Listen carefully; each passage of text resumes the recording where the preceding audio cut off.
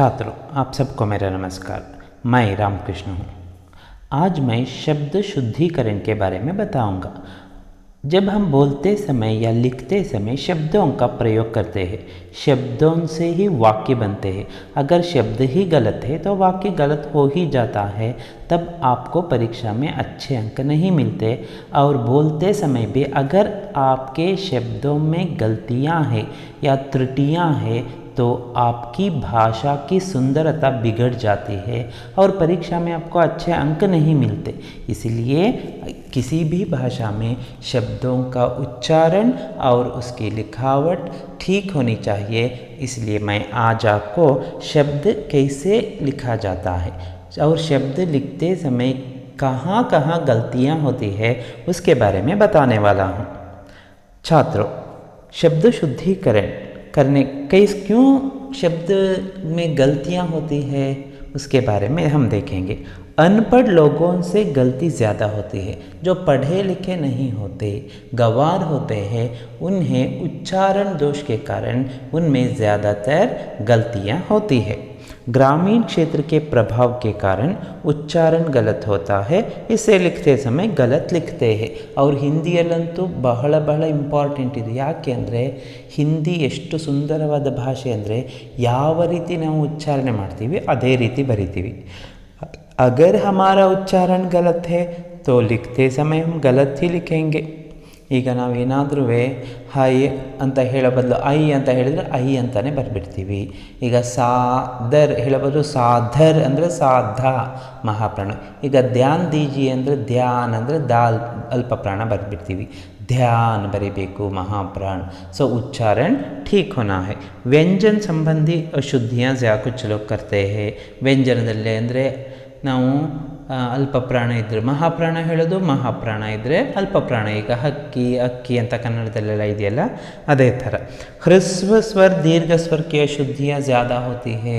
ಈಗ ಹ್ರಸ್ವ ಹಾಕಬೇಕಾದ್ರೆ ದೀರ್ಘ ಹಾಕೋದು, ದೀರ್ಘ ಕೀ ಹೇಳಬೇಕಾದ್ರೆ ಕಿ ಹೇಳೋದು, ಕಿ ಹೇಳಬೇಕಾದ್ರೆ ಕೀ ಹೇಳೋದು.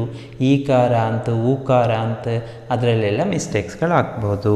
ಸಂಯುಕ್ತ ವ್ಯಂಜನ ಸಂಬಂಧಿ ಅಶುದ್ಧಿಯ ಸಂಯುಕ್ತ ವ್ಯಂಜನಗಳು, ಈಗ ಎರಡೆರಡು ವ್ಯಂಜನಗಳು ಸೇರಿರೋ ಜಾಗದಲ್ಲಿ ಕೆಲವು ಸಲ ನಾವು ತಪ್ಪುಗಳನ್ನು ಮಾಡ್ತೀವಿ. ಅವ್ರ ಶಿರೋರೇಖಾ ಸಂಬಂಧಿ ಅಶುದ್ಧಿಯ ಶಿರೋರೇಖಾ ಏನು ಹಿಂದಿಯಲ್ಲಿ ನಾವು ಲೈನ್ ಹಾಕ್ತೀವಿ, ಆ ಲೈನ್ ಹಾಕಬೇಕಾದ್ರೆ ಯಾವ ಯಾವ ಅಕ್ಷರಗಳನ್ನು ಸೇರಿಸಿ ಲೈನ್ ಹಾಕಬೇಕು, ಯಾವುದರದ ಮೇಲೆ. ಈಗ ನೋಡಿ ಧಾ ಬರಿಬೇಕಾದ್ರೆ ಪೂರ್ತಿ ಲೈನ್ ಹಾಕಬಾರ್ದು. ಕೆಲವರು ಪೂರ್ತಿ ಲೈನ್ ಹಾಕ್ಬಿಡ್ತಾರೆ, ಅದು ಧಾ ಹೋಗಿ ಘಾ ಅಂತ ಅನಿಸುತ್ತೆ. तो ऐसी गलतियों को हमें रोकना है. तो आज हम देखेंगे कुछ ऐसे शब्द जिसे मैं पहले गलत शब्द बताता हूँ और बाद में उसका सही रूप क्या होना चाहिए उसके बारे में बताऊँगा. गलत शब्द यहाँ देखिए, पहला तत्कालिक लिखा है. तत्कालिक नहीं, उसका सही रूप है तात्कालिक. ता आ की मात्रा वहाँ आनी है, इसीलिए तात्कालिक सही शब्द रूप है. तत्कालिक गलत है, वहाँ स्वर की जो गलती हुई है, स्वर दोष वहाँ है. और आवश्यकता, आवश्यकता ಇದೆ ಅಂತ ನಾವು ಕನ್ನಡದಲ್ಲಿ ಹೇಳ್ತೀವಿ, लेकिन हिंदी में आवश्यकता, यहाँ आ दीर्घ स्वर आना है, इसलिए आवश्यकता सही शब्द रूप है. बाज़ार, हाँ मैं बाज़ार गया था ಅಂತ ಹೇಳ್ಬಿಡ್ತಾರೆ, लेकिन वह गलत है. बाज़ार और जा के नीचे बिंदु भी चाहिए. और मुझे मालूम है, मालूम नहीं मालूम, ऊ दीर्घ स्वर आना है, इसलिए मालूम सही रूप है. हाथी, हथिनी है, हाथी हाथिनी नहीं, तो हथिनी सही रूप है. ಅಂದರೆ ಹೆಣ್ಣಾನೆಗೆ ನಾವು हथिनी ಅಂತ ಹೇಳ್ತೀವಿ. हाथिनी अगर हम लिखेंगे तो वह गलत होता है.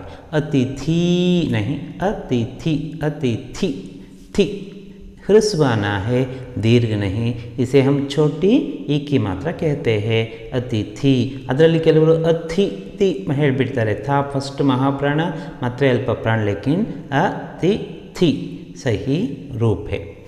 आइए, आइए अनಬೇಕು आइए ಬರೋದಿಲ್ಲ, ಅಲ್ಲಿ दीर्घ ಇಲ್ಲ ನೋಡಿ, इसलिए आइए सही रूप है.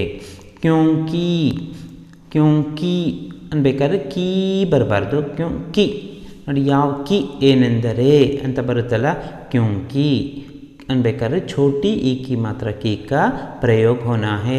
इसका प्रयोग दो वाक्यों को जोड़ते समय हम करते हैं।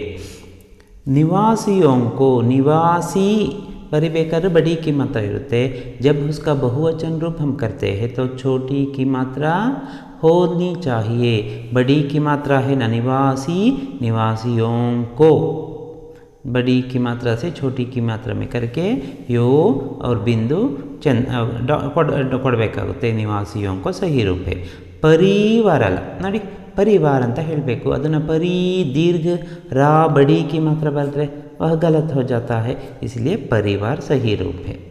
और आगे हानि नहीं, हानि, हानि ಅಂದರೆ छोटी की मात्रा, हानि ಅಂದರೆ लॉस। ಹಾಗೆ साहित्यक रूप, साहित्यकल साहित्यक बरಬೇಕು, वहाँ ई की मात्रा छूट गई है, इसलिए सही रूप क्या है साहित्यिक। और 13वां पहिला, मेरा नाम पहिला है, पहिला ಅಲ್ಲ ಅದು ಪೆಹಲಾ, ಅದು ಪೆಹಲಾ ಅಂತ ಹೇಳಬೇಕಾದ್ರೆ ಪೇ ಏಕೆ ಮಾತ್ರ ಕೊಡಬಾರ್ದು, ಪ ಹ ಲಾ ಆ की ಮಾತ್ರ। ಪ್ರದರ್ಶಿನಿ, ಪ್ರದರ್ಶಿನಿ ಅಲ್ಲ ಪ್ರದರ್ಶನಿ, ಅದನ್ನು ನಾವು ಹೇಳಬೇಕು। ಪ್ರದರ್ಶನ್, ಪ್ರದರ್ಶನ್ ಸೆ ಪ್ರದರ್ಶನಿ, ಎಕ್ಸಿಬಿಷನ್ಗೆ ನಾವು ಪ್ರದರ್ಶನಿ ಅಂತೀವಿ, ಪ್ರದರ್ಶಿನಿ ಬರ್ತದೆ ವಹ ರಾಂಗ್। ಆಶೀರ್ವಾದ್ ಅದನ್ನು ಆಶೀರ್ವಾದ ಅಂತ ಬರೀಬಾರ್ದು, ಆಶೀಷ್। ಹಾಗೆ ಬಡಿ की ಮಾತ್ರ आशीर्वाद सही रूप है। दिवाली, हैप्पी दिवाली, हैप्पी दिवाली बोलते हैं। ये दिवाली ಅಂದರೆ ದಿವಾಳಿ ಆಗೋದಲ್ಲ, दी बड़ी की ಮಾತ್ರ दिवाली, दीप। ಈಗ दीप ಬರಿತೀವ ಇಲ್ಲ, ಹಾಗೆ दीप, ಹಾಗೆ दिवाली बड़ी की मात्रा होनी चाहिए। निरोग, निरोग ಅಲ್ಲ नीरोग, नीरोग ಅಂದರೆ ರೋಗ ಇಲ್ಲದ ಸ್ಥಿತಿ। नी बड़ी की मात्रा ऐसे दीर्घ स्वर भी बोल सकते हैं, नीरोग। हो गया पत्नी, स्त्रीलिंग शब्द है, पत्नी बड़ी की मात्रा उसका बहुवचन होते समय नी बड़ी ई की मात्रा छोटी होती है, पत्नियाँ, पत्नी पत्नियाँ होती है। वापस करो, मेरा पैसा वापस करो ಅಂತ ಹೇಳ್ತಾರೆ, लेकिन वह गलत है, वापस करो सही रूप है। ಹಾಗೆ ಕುವಾ ಆ ಬರಬೇಕಾದ್ರೆ ನೋಡಿ, ಮೂಗು ಮತ್ತು ಬಾಯಿಂದ ಅದು ಗಾಳಿ ಹೊರಗಬೇಕು, ಕುವಾ ಕುವಾ ಅಂದರೆ ಅಲ್ಲಿ ಆಮೇಲೆ ಚಂದ್ರಬಿಂದು ಬರಬೇಕು, ಕುವಾ। दूसरा नहीं दूसरा, वह दूसरा कौन है, दूसरा कौन है ಅಂದರೆ ರಾಂಗ್ ಆಗಿಬಿಡುತ್ತೆ। दू बड़ी ऊ की ಮಾತ್ರ ಅಂತ ಹೇಳ್ತೀವಿ ನೋಡಿ, छोटी ऊ की ಮಾತ್ರ बड़ी ऊ की ಮಾತ್ರ ಡಿಫ್ರೆನ್ಸ್ ಗೊತ್ತಾಗ್ತಾ ಇದೆ। साधु ಅಲ್ಲ साधु, साधु छोटी ऊ की ಮಾತ್ರ आनी चाहिए। गुरु ಹೇಳೋ ಹಾಗಿಲ್ಲ, गुरु दोनों छोटी ऊ की मात्रा ये है। ಅದರಲ್ಲಿ ನೋಡಿ ಗು छोटी ऊ की ಮಾತ್ರ ನೀಚೆ ರೂಪ್ನಲ್ಲಿ ರಾ ಮಧ್ಯದಲ್ಲಿ ಬಂದಿರುತ್ತೆ, ಅದನ್ನು ಬರಿಬೇಕಾದ್ರೆ ಕರೆಕ್ಟ್ ಅಬ್ಸರ್ವ್ ಮಾಡಿ। ज़रूरत ಅಲ್ಲ ज़रूरत ಬರಬೇಕು, ಅವಶ್ಯಕತೆಗೆ ज़रूरत, ರೂ ಅಂದಮೇಲೆ ಏನು ಬರಬೇಕಲ್ಲಿ बड़ी ऊ की मात्रा ज़रूरत। और स्वभाव, उसका स्वभाव बहुत अच्छा है अंತಾರೆ, स्वभाव नहीं स्वभाव, स्वभाव ಅಲ್ಲಿ ಭಾವ ಬದಲು ಸ್ವಭಾವ ಬರಿಬಾರ್ದು, ಸ್ವಭಾವ, ಭಾ महाप्राण भाव।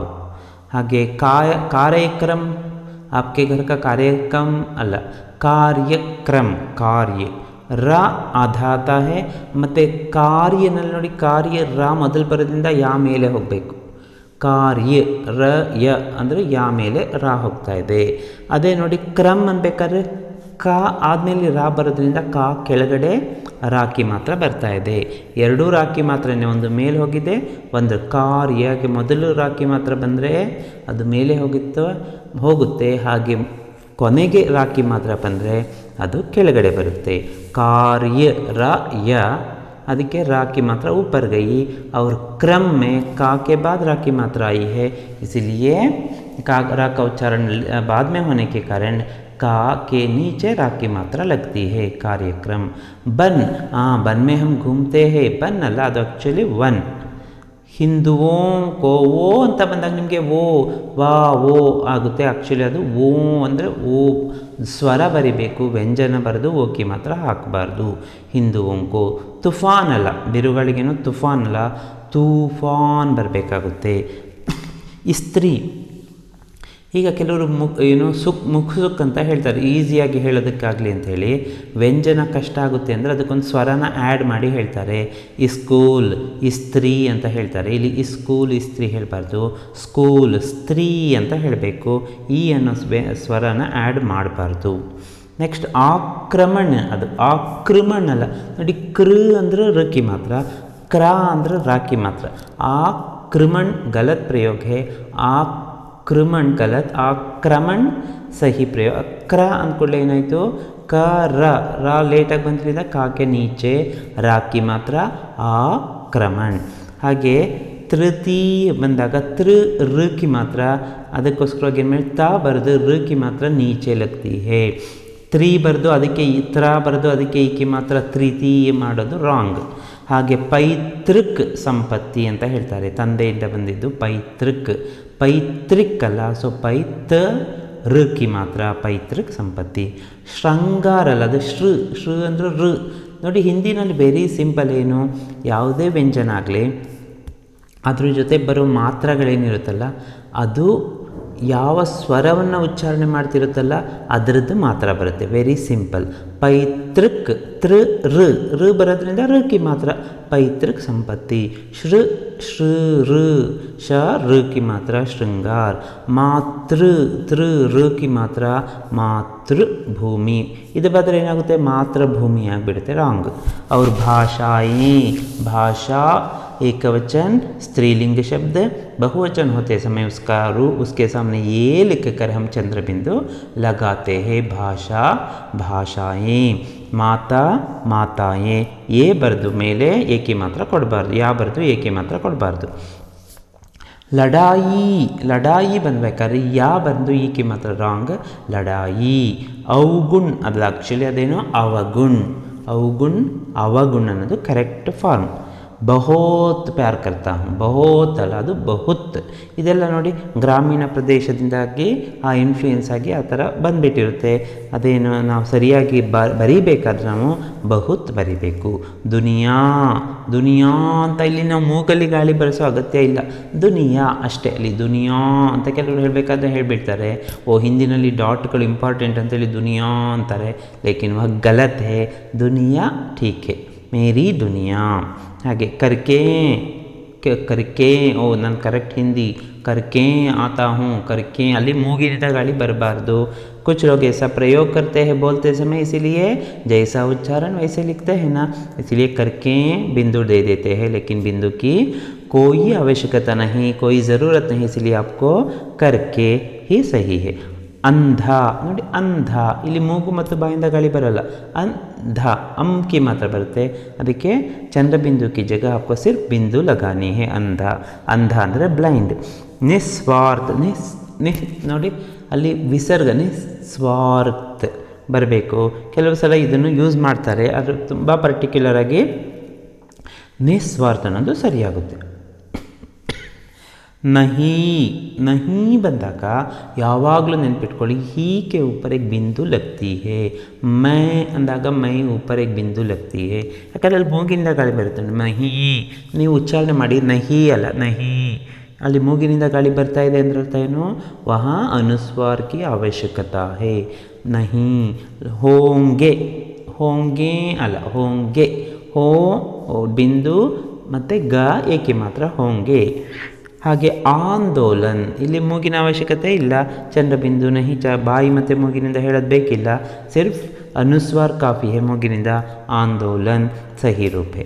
ಅಂಧೇರಾ ಅದರಲ್ಲಿ ಚಂದ್ರಬಿಂದು ಕಿ ಅವಶ್ಯಕತಾ ಹೇ, ಅಂಧೇರಾ. ಸಂಸ್ಕೃತ್ ಅದರಲ್ಲಿ ಅಷ್ಟೇ, ಅಲ್ಲಿ ಚಂದ್ರಬಿಂದು ಬೇಕಿಲ್ಲ, ಸಂಸ್ಕೃತ್. ದುಃಖ ಹೇಳಬೇಕಾದ್ರೆ ಕೆಲವು ಬರೀತಾರೆ ದುಃಖ ಅಂತನೋ, ಸಹಿ ರೂಪ್ ಕ್ಯಾ ಹೇ, ವಿಸರ್ಗಕ್ಕೆ ಸಹ ದುಃಖ. ಅವ್ರು ಪೂಜಾರಿ ಅಲ್ಲ, ಕನ್ನಡದಲ್ಲಿ ನಾವು ಪೂಜಾರಿ ಅಂತ ಹೇಳ್ಬೋದು, ಲೇಕಿನ್ ಹಿಂದಿ में वह क्या है, पुजारी सही है.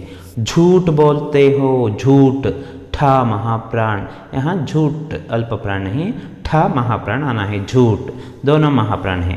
भाभी दोनों महाप्राण, भाभी अल भाभी.